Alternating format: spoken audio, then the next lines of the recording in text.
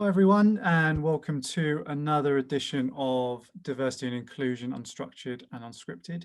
I'm John Jacobs, and I'm joined with my fellow co-founders Sunil Dial and Man Wong. And this week, we're going to be talking about the exam results that came through, were announced from the UK's A-level and GCSE results, and some perceived bias that was which was evident in the results, which we'll get into. But before I do so, just a quick disclaimer: we are expressing views of our own. This isn't views of Candidates as a business, so just to put that out there. So this week we saw some concerns raised about potential bias in teacher assessments after a widening of the gap between black and white students getting top A-level grades. Now, we are living in unprecedented times, and because of COVID, teachers have assessed students based on perceived what they would have got in exams rather than actual exams, which of course were not sat. And the exam watchdog Ofqual looked at the probability of students from different groups getting a grade A or above, and found the gap between black and white students had widened between when the last exams were sat in 2019 and to these results this year from the teachers' assessment. So it opens up a conversation around socioeconomic discussion around why that might be. So let's open up the floor, chaps. How do we see this discussion point? Just want to say hello to everybody. And congratulations to all the students out there who got their results, regardless of what you got. It's not the end of the world if you didn't achieve what you wanted to achieve. Lots of opportunities out there. There's always recruitment. And I can champion clearing as well as a way to get into university. Indeed, yeah, exactly. Yeah, I mean, it's an interesting one, isn't it? Because we're having discussion and we're trying to link this into the professional landscape, into the workplace. I had two change of thoughts on this in a sense that there's a process element here that also brings in the bias element of how they're, I suppose, how they mark these papers. And also, as you touched upon there, JJ, the socioeconomic sort of impact on individuals coming from different backgrounds, and are we seeing a widening gap here, not only from a race perspective, but also from where you may be from your socioeconomic groupings, for example. I think it's interesting. I saw various reports this week, but there's a notion that if you are in a private school, for example, you were, and with most cases you would probably have done better because the kind of structure and education you're receiving, but also an element here that the parents, this is an interesting one, that who are obviously sending their kids to private schools have more of an assertive power and apply pressures to teachers to ensure that their children are receiving the grades that they want them to. So an element there of actually leaning on the teachers, because you've got the power to do so much so than private schools, for example, than public schools. I've got a statistic here actually, Sunil, from the Sutton Trust on exactly that point, and they said that 23% of teachers at private schools said parents had approached or pressured them about their child's grades this year, compared to just 11% at state schools.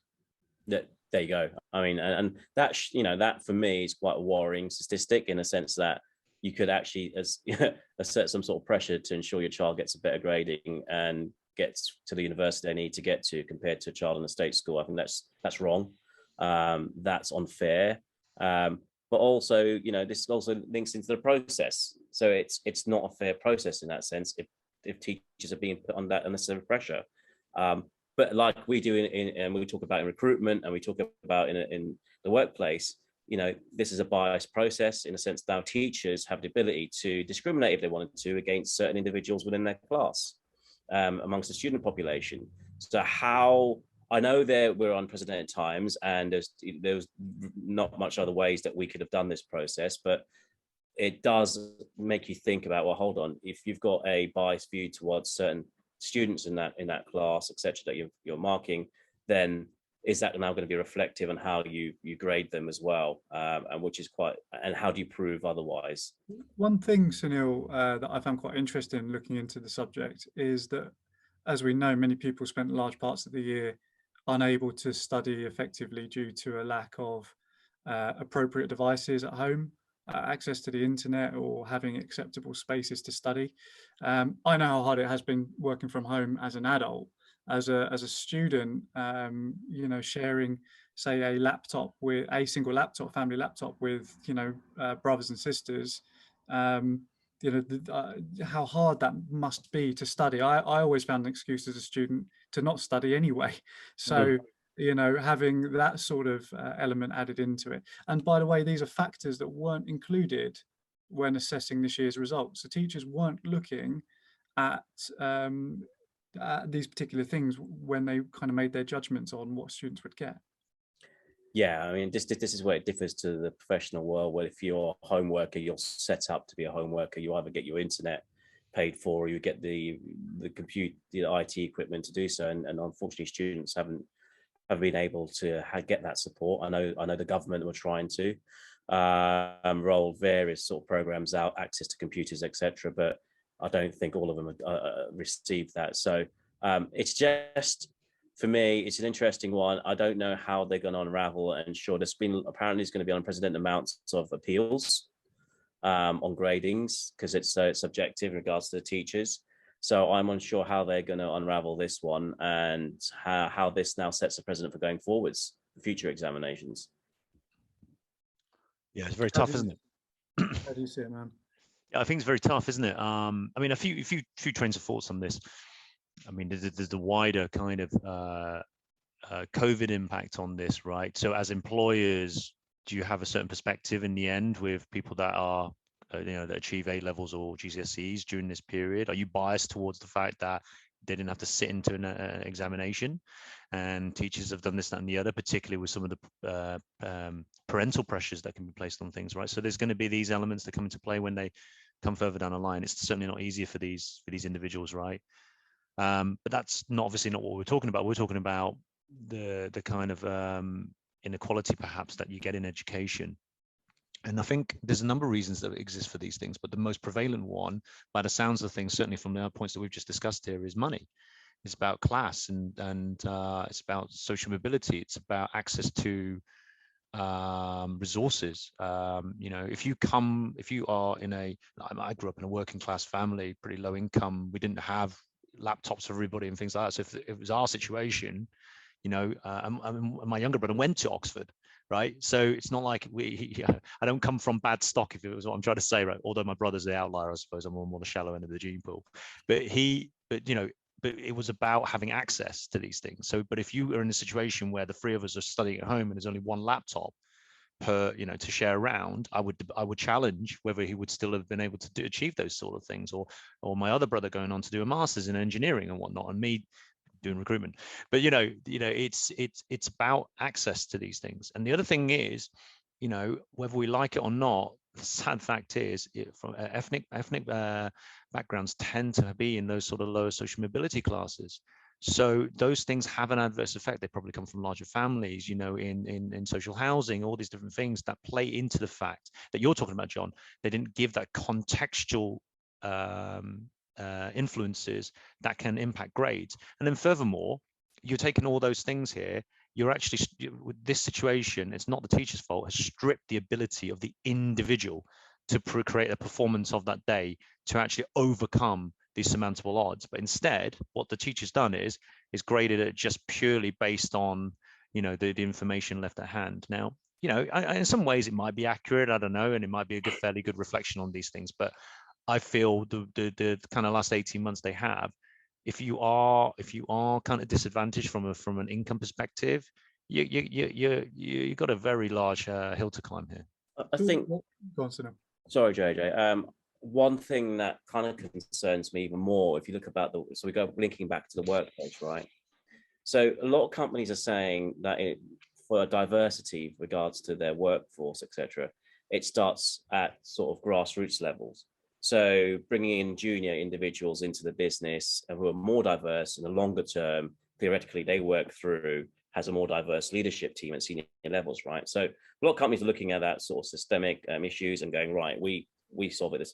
My concern is now from this, what we're saying here, the data and the research is showing that more candidates from an affluent background, socioeconomic grouping, are getting the better grades.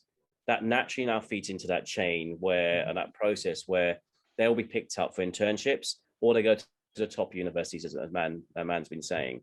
That then also leads into graduate programs where they're going to be into that pool. So for me, that's now having a knock-on effect, which is more worrying into this progression now into the workplace, where we're trying to drive more diverse teams, for example, diverse workforces. I'm not only talking about ethnicity here. I'm talking about everything in regards to what kind of background you come from a socioeconomic perspective, everything. That now has a more biased. This population is going to be coming through a more biased route, which has a negative, for me, knock-on effect. It seems to me that you've got the organizations, the business world on one side, and you've got the education on the other side, and there's this bit of a gap and not a joined up approach in the middle. And I think the way I see it is, it looks to me like there's a big opportunity for organizations with the talent pool that is there, that have been overlooked during this period of time, to actually do something to bridge that gap. Now, I mean, there's a lot of talking about university, I think there's a lot of courses at university which aren't worth very much, to be honest with you, in terms of getting into the working world. Yeah, you grow up and you learn a little bit, you learn at university, but just to go and do something for the sake of going to university is a bit pointless.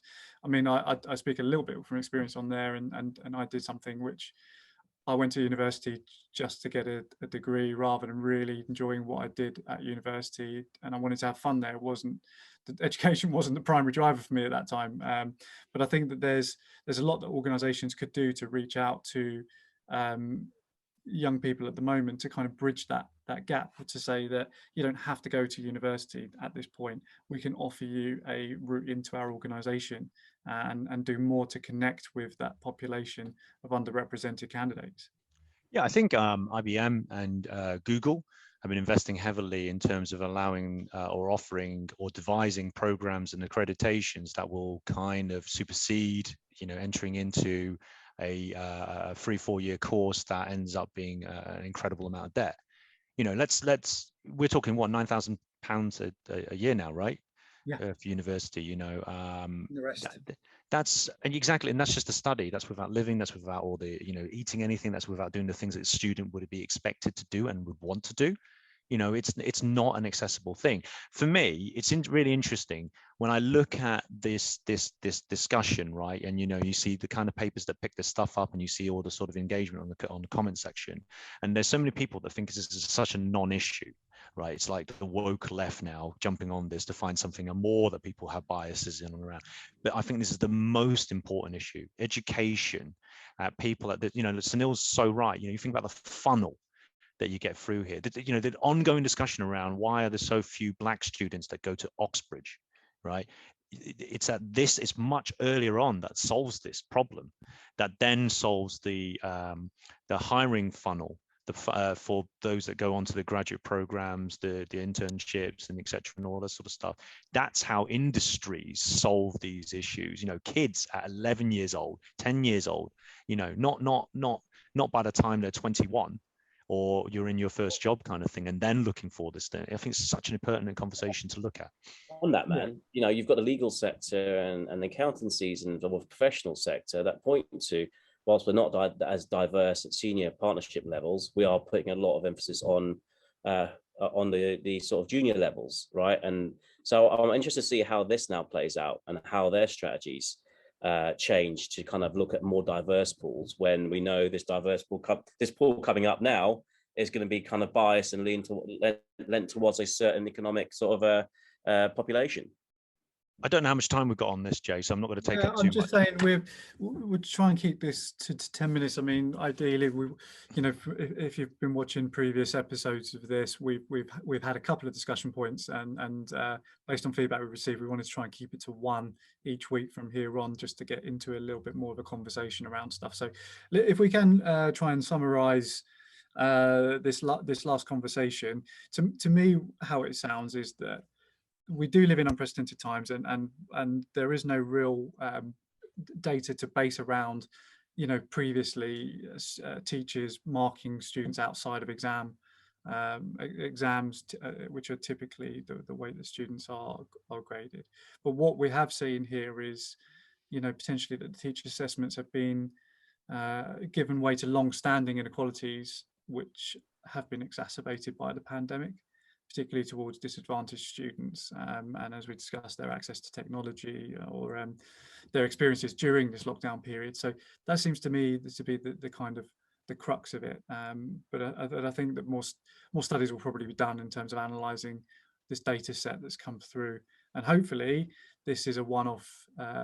This last couple of years is a one-off period in which we'll be pulling through from the pandemic now and getting back to normal times from next year onwards. If I can just say one point before we kind of, I know SD wants to jump in with something, and is that you're right. It's a very unprecedented thing to give all that responsibility and accountability to a teacher to essentially assess someone based on, okay, a couple of years and their engage, and you can't dissociate yourself from personal engagement, right? If that person's not been particularly friendly to you, that's going to have a knock-on effect to you subconsciously, you know, or consciously in your decision making with these things. But I think the wider conversation is around how do we make education more equal, and then subsequently, what do you do with that education that gives you equal opportunities? So, you know, SD's point around, you know, the legal sector, the accountancy sector, and God knows all these other sectors, STEM, whatnot, engineering, etc., that has such low diversity. There are simple things that we want to implore them to try and investigate and to do,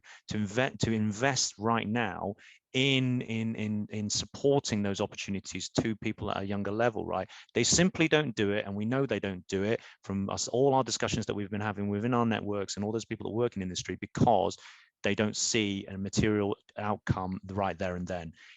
You know, they don't. The long-term investment isn't something they're interested in doing. They want to have those numbers change now. And what I want to take the opportunity to say that if you are someone in those industries and you do want to make a change, and a sustainable change long term, this is where you need to be focusing on. Yeah, I'm just going to finish off on that, JJ, along with mine, saying the emphasis now is back onto the employers, even more so, knowing that there has been an unbiased process of these individuals coming through. Their processes now of how they're on board, these are young individuals, has to be transparent, it has to be unbiased. And they need to ensure that process is unbiased. So obviously we're working as Candidate X to support a lot of businesses and individuals through and looking at their processes. So, you know, not putting a plug in there, but you know, they need to really pay attention to how they're going to be doing. So, no, it's our show, we can plug ourselves. Plug away, my man, plug away. Right, guys, thank you very much for your time. Great discussion, enjoyed that, and enjoy your weekends. Take it easy, man. Be good, be kind.